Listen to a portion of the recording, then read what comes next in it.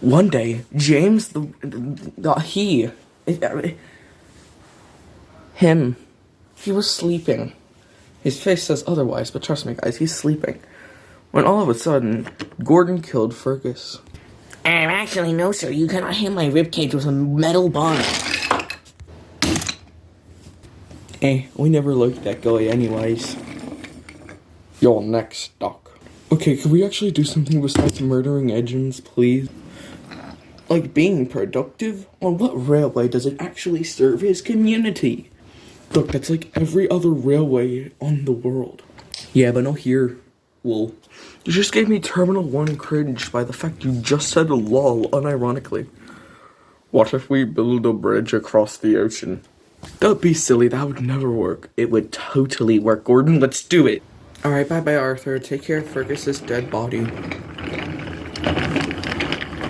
Oh man, they left me alone to deal with Fergus's dead body? This is so not cool.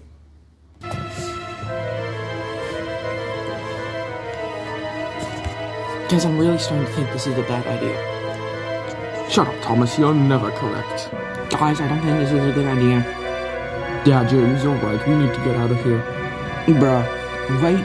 Look ahead, what's that? Oh my god, it's a Lancer station in the middle of the ocean. Oh my god, this is a really bad idea, we should just head back. Nah, that may not be the sharpest tool we said, but this is a really bad idea. We're so close to Atlantic City. Oh my god, can I get out? Oh no. We can still make it to Atlantis if we try. Okay, we're gonna maybe try. Try a little bit harder. If I die, make a museum of me. Man, oh man, I sure hope I do see some fish. I'm going to visit the Krusty Krab while I'm down there.